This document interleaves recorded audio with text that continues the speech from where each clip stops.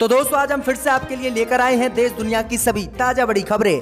फटाफट एक एक कर विस्तार से आज आपको बताएंगे, तो वीडियो को अंत तक जरूर देखें। दोस्तों वीडियो बनाने में हमें काफी मेहनत लगी है, तो वीडियो को दिल से लाइक कर दें। जी हां दोस्तों, पहली खबर में आपको बताएंगे कि कश्मीर को लेकर पाकिस्तान से लगा मोदी अमित शाह को बड़ा झटका। यूनाइटेड नेशन ने कश्मीर को लेकर पाकिस्तान को दिया अपना खुला समर्थन। मोदी अमित शाह को लगाई है फटकार, हाथों से निकल सकता है कश्मीर। तो वहीं आपको बताएंगे दोस्तों की कोरोना को लेकर राहुल गांधी ने मोदी पर बोला हमला, कहा कोरोना की दूसरी लहर के लिए प्रधानमंत्री मोदी की नौटंकी जिम्मेदार। तो वहीं आपको बताएंगे दोस्तों कि उत्तर प्रदेश में योगी को लगा बड़ा झटका। चुनाव से पहले उत्तर प्रदेश में सीएम बदलेगी भाजपा, राजनाथ सिंह हो सकते हैं यूपी के अगले सीएम, योगी से छिनेगी कुर्सी। तो वहीं आपको बताएंगे दोस्तों कि ममता बनर्जी ने पश्चिम बंगाल में मोदी की खुलेआम की बेइज्जती। चक्रवात तूफान को लेकर 20,000 करोड़ रुपए का मांगा है मोदी से राहत पैकेज।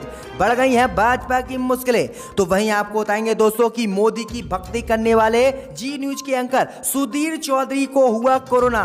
तो वहीं आपको बताएंगे दोस्तों कि दिल्ली में 1 जून से खुलेगा लॉकडाउन, केजरीवाल ने किया ऐलान। तो वहीं आपको बताएंगे दोस्तों कि बाबा रामदेव के समर्थन में उतरे भाजपा विधायक, डॉक्टरों को बताया राक्षस। अब योग गुरु बाबा रामदेव और भाजपा विधायक पर भी होगी एफआईआर दर्ज। तो सभी खबरों को आपको बताएंगे दोस्तों, वीडियो को दिल से लाइक कर दें। इसी बीच बढ़ते दोस्तों अगली खबर की ओर, तो उत्तर प्रदेश में योगी को लगा बड़ा झटका। उत्तर प्रदेश में भाजपा बदलेगी अपना सीएम, राजनाथ सिंह हो सकते हैं उत्तर प्रदेश के अगले मुख्यमंत्री। जी हां दोस्तों, आपको बता दें ये बड़ी खबर सामने निकल कर आई दोस्तों कि उत्तर प्रदेश में योगी को बड़ा झटका लगा है और योगी से कभी भी सीएम पद की कुर्सी बीजेपी यूपी में छीन सकती है।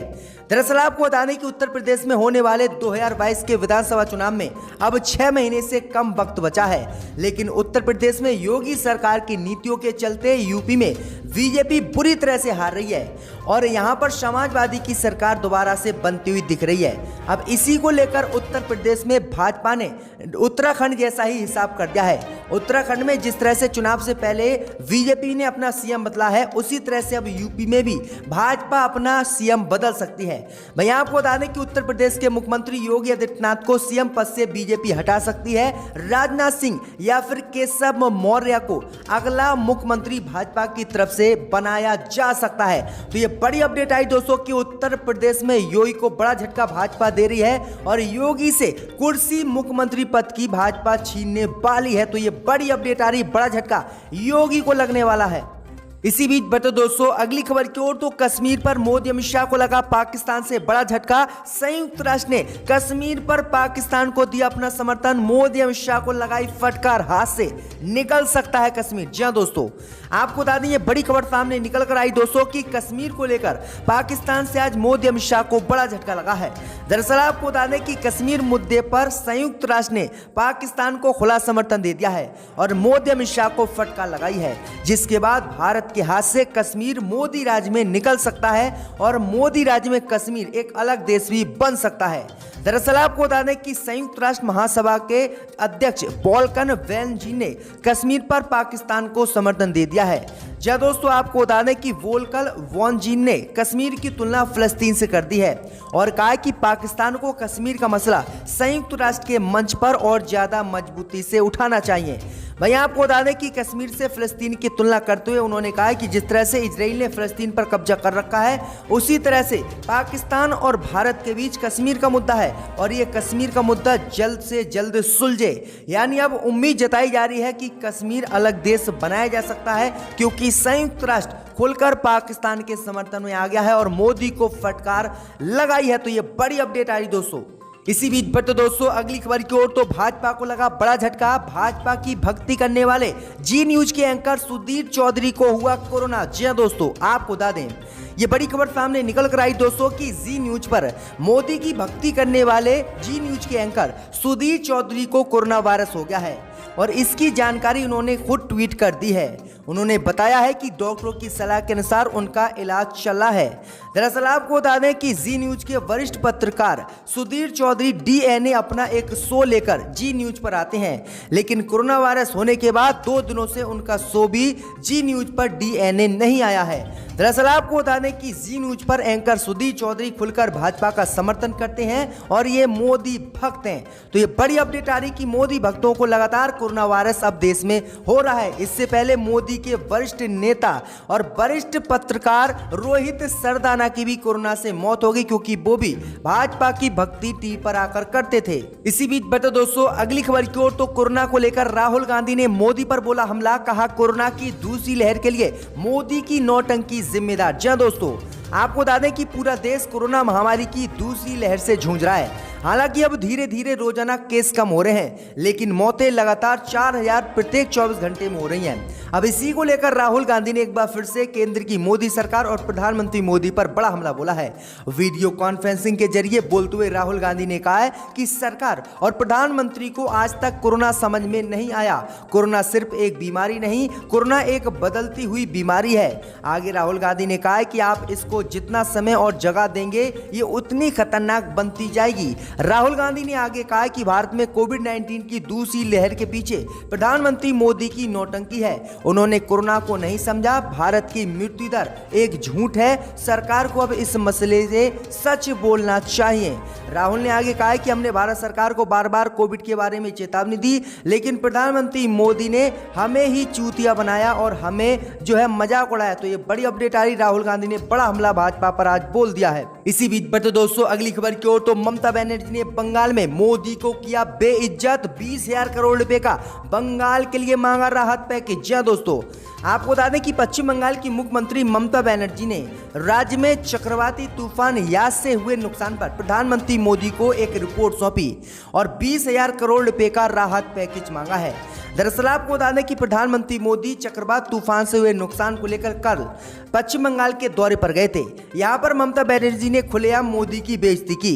प्रधानमंत्री मोदी की बैठक में 30 मिनट लेट ममता बनर्जी पहुंची और प्रधानमंत्री मोदी को 30 मिनट तक ममता बनर्जी ने वेट कराया, जिसके बाद ममता बनर्जी ने डायरेक्ट जाकर मोदी को रिपोर्ट सौंपी और ममता बनर्जी कुछ भी नहीं बोली और 20,000 करोड़ रुपए का राहत पैकेज बंगाल के लिए मांगा है, जिसके बाद मोदी की मुश्किलें बढ़ गई हैं। खुलेआम मोदी की बंगाल में ममता बनर्जी ने बेइज्जती की है। इसी बीच बता दोस्तों अगली खबर की ओर, तो बाबा रामदेव के समर्थन में उतरे भाजपा विधायक, डॉक्टरों को बताया राक्षस। जी दोस्तों, आपको बता दें कि बलिया जिले के वैरिया से बीजेपी के विधायक सुरेंद्र सिंह योग गुरु बाबा रामदेव के समर्थन में आ गए हैं।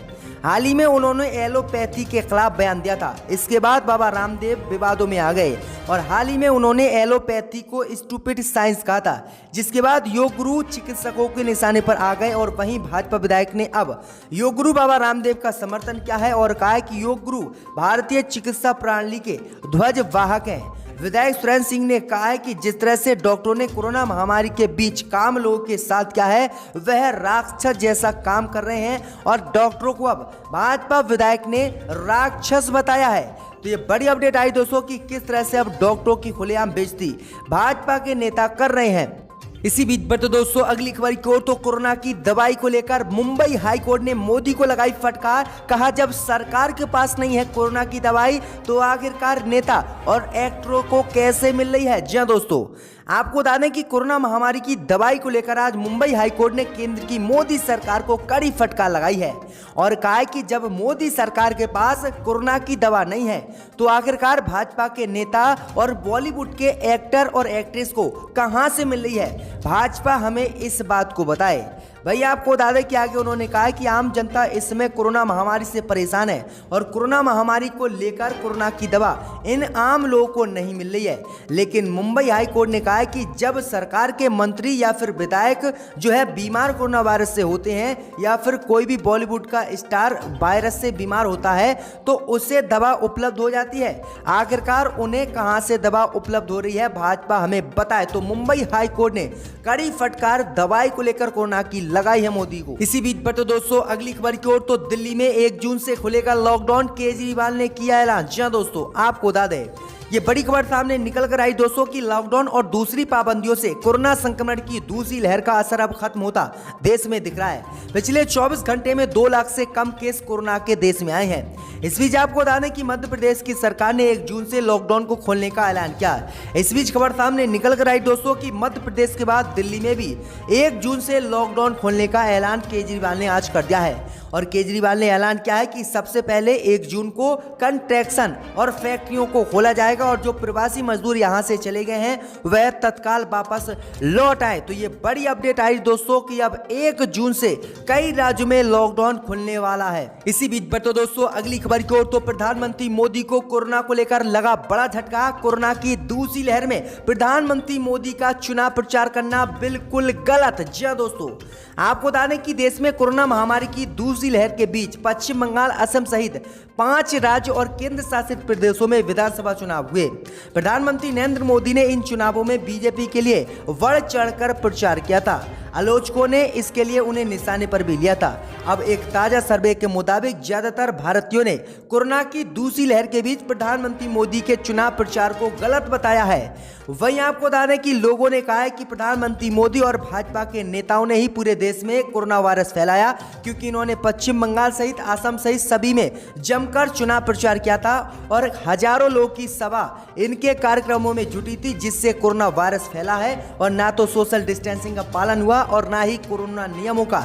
इसके बाद प्रधानमंत्री मोदी को पूरे देश में कोरोना फैलाने का जिम्मेदार बताया गया है और कहा है कि प्रधानमंत्री मोदी ने जो चुनाव प्रचार किया था बंगाल असम के लिए वो बिल्कुल गलत था। और जिसके बाद सर्वे में केंद्र की मोदी सरकार के लिए खतरे की घंटी बज गई है। तो प्रधानमंत्री मोदी को देश के लोगों ने बेवकूफ बताते हुए कोरोना फैलाने का जिम्मेदार ठहराया है। इसी बीच बढ़ते दोस्तों अगली खबर की ओर, तो यूपी के मदरसों में होगी ऑनलाइन पढ़ाई, योगी सरकार ने आदेश किया जारी। जी हां दोस्तों, आपको बता दें कि कोरोना संक्रमण के मामलों में अब देश में कमी आ रही है। इस बीच उत्तर प्रदेश की योगी सरकार ने सरकारी मान्यता प्राप्त मदरसों में ऑनलाइन क्लास शुरू करने का ऐलान कर दिया है। जी दोस्तों, आपको बता दें कि कक्षा 8, 9 और 12 तक के जितने भी छात्र हैं उन सभी को ऑनलाइन पढ़ाया जाएगा, क्योंकि आपको बता दें कि कोरोना महामारी से बचने के लिए यूपी में स्कूल सहित सभी सरकारी मदरसे और प्राइवेट मदरसों को इस समय बंद कर रखा है, क्योंकि कोरोना वायरस यूपी में तेजी से फैल रहा था। इस बीच अब यूपी सरकार ने मदरसों को लेकर बड़ा ऐलान कर दिया है कि जो भी सरकारी मदरसे हैं उन सभी में ऑनलाइन पढ़ाई कराई जाएगी बच्चों को। तो ये बड़ी अपडेट आई। इसी बीच बढ़ते दोस्तों अगली खबर की ओर, तो पाकिस्तानी शरणार्थियों को तत्काल राशन किट दे, हाई कोर्ट ने सरकार को आदेश किया जारी। जी हां दोस्तों, आपको बता दें कि राजस्थान हाई कोर्ट ने पाकिस्तान के शरणार्थियों को राशन किट उपलब्ध कराने का आज आदेश दिया है। कोर्ट ने एसओपी पर किसी प्रकार के क्लेरिफिकेशन से भी इनकार कर दिया है। कोर्ट ने सुनवाई की अगली तारीख 3 जून रखी है। दरअसल आपको बता दें कि पूरे राजस्थान में काफी संख्या में पाकिस्तानी शरणार्थी रहते हैं। लॉकडाउन की वजह से इनकी भी आजीविका प्रभावित हुई है। राजस्थान हाई कोर्ट में शरणार्थियों की ओर से सज्जन सिंह ने की याचिका दायर की थी, जिसमें कोर्ट ने सुनवाई की और तत्काल कांग्रेस की राजस्थान सरकार को फटकार लगाते हुए कहा कि पाकिस्तान के शरणार्थियों को तत्काल राशन किट सरकार दे, क्योंकि इन लोगों के पास और कोई धंधा नहीं है। तो ये बड़ी अपडेट आ रही दोस्तों। इसी बीच बढ़ते दोस्तों अगली खबर की ओर, तो तमिलनाडु में 7 जून तक बढ़ा संपूर्ण लॉकडाउन। जी हां दोस्तों, आपको बता दें कि देश में पिछले 24 घंटे में कोरोना के 2,11,000 ताजा मामले दर्ज किए गए हैं, जबकि पिछले 24 घंटों में 3,847 रोगियों ने कोरोना के कारण दम तोड़ दिया है। कोरोना को लेकर तमिलनाडु सरकार ने बड़ा फैसला किया है। तमिलनाडु सरकार ने 7 जून सुबह 6 बजे तक के लिए लॉकडाउन प्रदेश में बढ़ा दिया है। वहीं तमिलनाडु ने सबसे अधिक नए मामले दर्ज किए गए हैं, जिसमें 33,764 लोगों ने वायरस के लिए पॉजिटिव परीक्षण किया है, जबकि केरल ने 28,798 नए मामले जोड़े हैं। तो ये बड़ी अपडेट आई दोस्तों कि तमिलनाडु सरकार ने 7 जून तक संपूर्ण लॉकडाउन प्रदेश में लगा दिया है।